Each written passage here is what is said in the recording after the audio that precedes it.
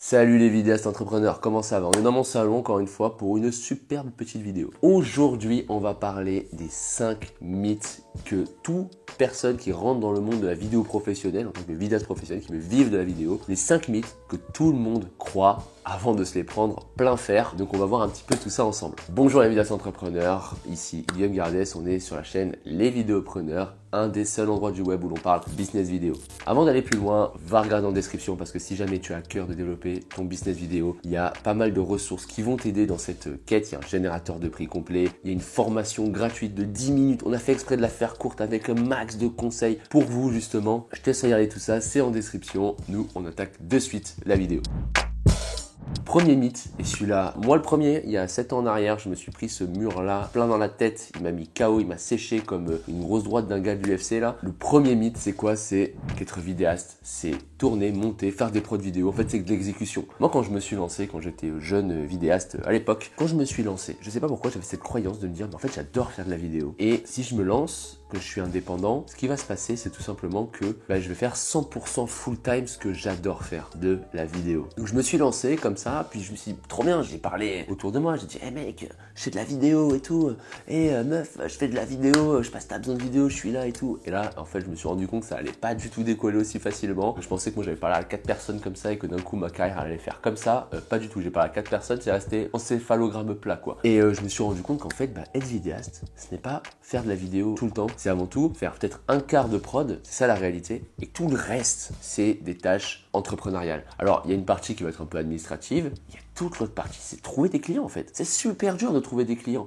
Et ça prend un temps monstre. Il faut prospecter, il faut faire des événements networking, il faut faire tout ça. Et surtout au début. Parce qu'au début, il faut amorcer la roue quoi. Après, quand ça tourne, il y a de la recommandation, il y a beaucoup de choses qui vont se mettre en place. Et vous-même, vous êtes beaucoup plus rodé. Donc c'est comme tout, hein. Quand vous avez commencé la vidéo, pour sortir une vidéo terminée, il vous fallait, je sais pas, 10 heures par exemple. Maintenant, aujourd'hui, après quelques années d'expérience, la même vidéo, il va falloir 5 heures. Parce que vous êtes rodé, vous avez plus d'expérience, vous savez exactement où vous allez, vous savez exactement quoi faire, vous savez exactement comment utiliser le logiciel. Donc ça roule. Et ça, c'est vraiment le premier mythe de se dire, voilà, je vais faire ça full time. Et il y en a plusieurs qui se prennent ce mur-là encore. Aujourd'hui, dans les appels qu'on fait, régulièrement, il y a des vidéastes qui se disent, waouh.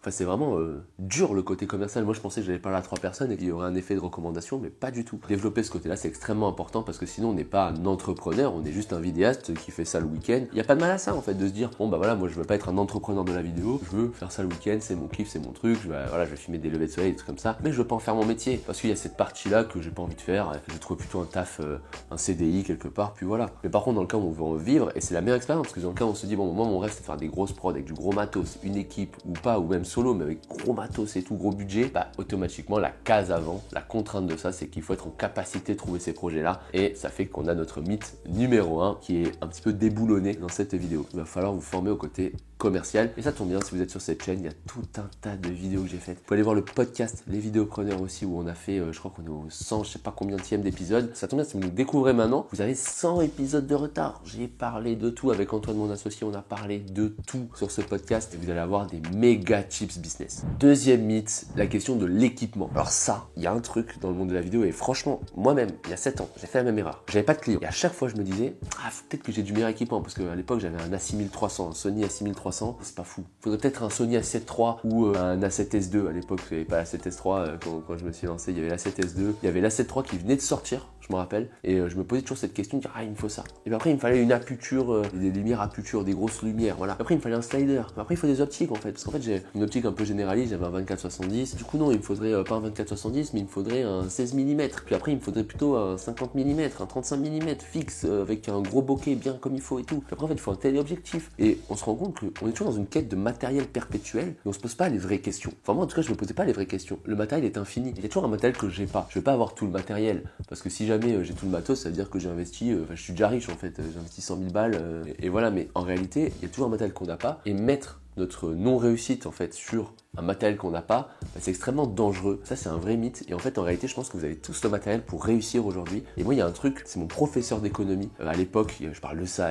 j'étais en études, pour vous dire, c'était un bail. Hein. Et en fait, vous connaissez cette question de l'élève qui dit à la fin d'un examen, qui dit mais monsieur, on n'a pas le temps. Et ce prof-là, il a répondu à un truc. Je me suis dit, lui, il est trop fort. Il a dit, le temps fait partie de l'épreuve. Je vais vous répondre la même chose. Le matériel que vous avez aujourd'hui, ça fait partie de votre chemin. Ça fait partie de l'épreuve. C'est-à-dire qu'en fait, avec le matos que vous avez aujourd'hui, une caméra, un objectif, peut-être une lumière et un Holyland ou un truc comme ça, et même sans ça en fait, vous achetez ça, vous avez un truc pour capter le son, voilà, vous êtes apte à faire de l'argent. Et une fois que vous allez faire de l'argent, vous allez réinvestir cette partie-là pour du meilleur matériel si vous voulez. Vous avez déjà gagné de l'argent, donc c'est bon. Mais le truc c'est que quand vous gagnez très peu ou pas assez pour vivre, enfin voilà, en fait c'est assez contre-productif d'aller chercher du matériel parce que c'est une quête assez infinie en réalité. Je voulais vraiment en parler parce que moi-même j'en ai souffert, je l'ai fait, j'ai fait cette erreur. Et combien de fois j'ai vu des vidéastes qui avaient 0 client avoir plus de matos que moi à l'époque où j'avais une agence, j'étais tout seul et ils avaient plus de matos que moi quoi. Mais ils faisaient pas de chiffres. Et ça c'est quelque chose qui n'est pas forcément souhaitable. Je vous le souhaite pas d'investir autant dans du matériel. Et autre point logique, quand vous avez un client qui est là, c'est à ce moment-là que vous avez besoin de matériel pour délivrer la prestation. Mais si vous n'avez pas de client,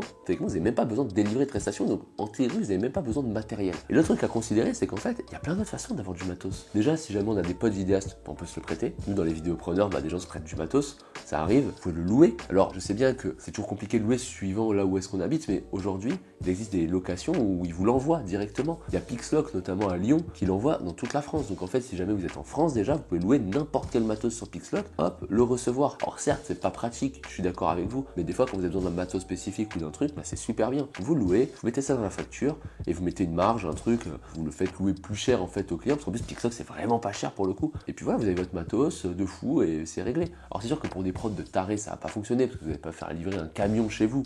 Mais pour des petites prods ou des petits trucs de temps en temps, voilà. Et puis dès que vous voyez que vous avez besoin régulièrement d'un truc, vous dites bah ok, si je l'achète, c'est bon, c'est nickel. Vous savez que le truc va être rentabilisé, vous n'avez pas utilisé une fois, puis c'est réglé, il va dormir dans un placard quoi. Je pense qu'on a fait le tour de ce mythe, on passe au troisième mythe. Le troisième mythe, c'est, je le vois régulièrement, des gens qui me disent j'ai facturé pour 20 secondes de vidéo, je suis à 400 € quoi. Et je trouve ça cher. Et inversement, quelqu'un qui va dire ouais, mais là c'était 10 minutes de vidéo, donc c'est tant. Ou des gens qui posent la question combien vous facturez une vidéo de 10 minutes vous? Et c'est ce truc là d'associer une durée de vidéo à un prix. En fait, les deux, il nous manque des tas d'éléments là pour définir un prix. Pour moi, le prix, il est uniquement défini par le temps que vous passez à faire la vidéo. Donc, forcément, vous avez ce qu'on appelle un TJM. J'ai déjà fait des vidéos, il y a une vidéo qui est sortie là sur la chaîne il y a un petit moment, je parle de prix de vente et tout ça, je vous inviterai à regarder ça parce qu'elle est assez longue, elle détaille vraiment bien tous ces aspects-là. Vous avez un taux journalier moyen, ça veut dire que tous les jours, quand vous facturez une vidéo, vous dites, bon voilà, vous voulez un tournage, c'est un jour. Et je vais vous expliquer pourquoi, c'est parce qu'en fait, pendant cette journée-là, vous ne prenez personne d'autre. Vous allez faire 2 heures de tournage quelque part, vous allez faire un autre tournage, vous allez faire 2 autres heures, puis 4 autres heures plus tard, ça marche pas. En général, quand vous avez 2 heures de tournage à un moment, en fait, ça bloque votre journée réellement. Parce qu'entre le temps d'y aller, le temps de revenir, le temps de dérocher, le temps de faire tout ça,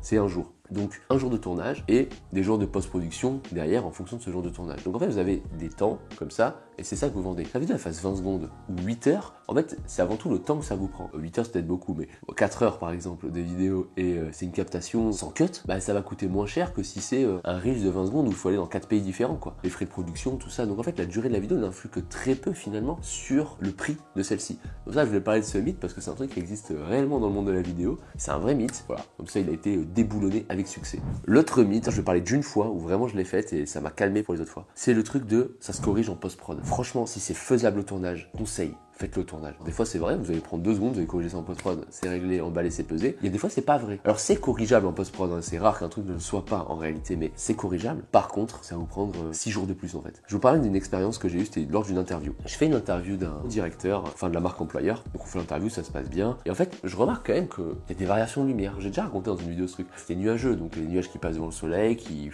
Et du coup, en fait, je suis constamment en train de regarder l'image et des fois, je vois qu'elle se surexpose, puis elle se sous-expose, puis elle se surexpose. Et comme si ça suffisait pas, la personne que j'interviewe, genre, elle est méga bavarde, que tchatché, blablabla, ça dure 8 plombes le truc. Et je me dis, purée, je fais quoi? J'interromps l'interview et je dis, on prend 10 minutes, on couvre toutes les fenêtres là. Sachant qu'en plus, il n'y avait pas de rideau, en fait, il fallait couvrir genre manuellement, donc c'était super chiant. Soit ça se corrige en post-prod en fait. Et en fait, j'ai décidé de rien dire, je me suis dit, ça va le corriger en post-prod. J'ai passé 8 plombes à faire des courbes comme ça pour que ça se voit pas trop, quoi. Super chiant, quoi. Et surtout que ça, c'est pas un truc que j'ai facturé au client au final. Parce que moi, j'avais déjà fait un devis, machin, sur une interview normale, j'avais l'habitude de travailler avec cette personne-là. Et de suite, je me suis retrouvé déficitaire, entre guillemets, en termes de temps, à passer beaucoup plus de temps sur quelque chose parce que j'ai mal géré. Vous avez cette idée, ça se corrige en post-prod. Franchement, réfléchissez vraiment si ça peut se corriger en post-prod. Et n'hésitez pas à arrêter l'interview parce que vaut mieux se dire on change de lieu, ça va pas ici, et vous trouvez un autre lieu rapide ou un autre endroit, des fois dans la pièce, ça se verra peut-être moins ou des trucs comme ça, plutôt que d'un coup être là en mode corriger un truc en post-prod et que ça va durer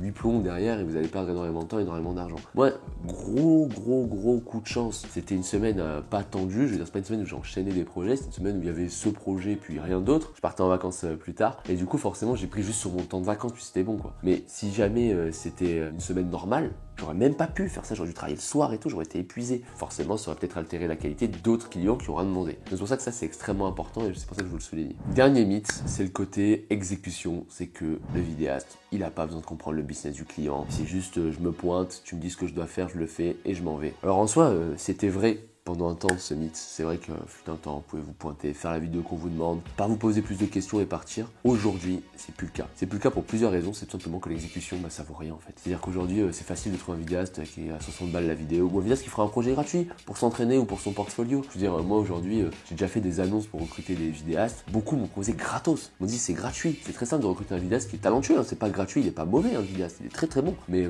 voilà, c'est juste qu'on paye pas ou alors vraiment pas cher. Voilà. Et on arrive aussi à un monde où il y a des IA, des trucs comme ça. Donc en fait, il y a déjà les premières IA qui font des vidéos là qui sont arrivées. Moi, je suis sûr qu'il va y avoir une IA, il y a Premiere Pro qui travaille dessus, qui vont éditer les timelines. Ça, c'est certain.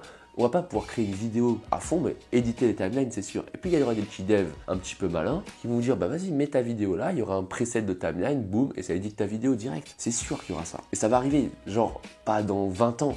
Ça va arriver là, en 2024, peut-être 2025. Allez, si vraiment ça prend là le temps, ça sera 2026. Mais c'est-à-dire, si tu fais de l'exécution, t'as une date limite déjà. C'est pour ça qu'en fait, comprendre le business du client et vraiment conseil sur qu'est-ce qu'on va faire pour ton business et pour t'aider dans tes objectifs à toi, c'est crucial. Et tout ça, c'est justement ce qu'on apprend dans les vidéopreneurs. C'est vraiment cette compréhension profonde du client, de ses motivations et de ses blocages pour justement se placer comme étant le conseiller de confiance. C'est-à-dire que vous n'êtes pas juste un vidéaste, vous êtes un vrai partenaire. Et nous, c'est un petit peu le leitmotiv de cette chaîne et du podcast et ce qu'on dit régulièrement, c'est ce point-là. Donc voilà, c'est ça que je voulais partager. C'était le dernier mythe que je partageais avec vous. Donc si cette vidéo t'a plu, n'hésite pas à mettre petit like, petit commentaire, commente pour mes cheveux si tu veux. Si ça te fait plaisir, j'y répondrai. T'inquiète, je vais bien le prendre. Et sur ce, écoutez, je vous dis à bientôt et bon courage dans vos projets.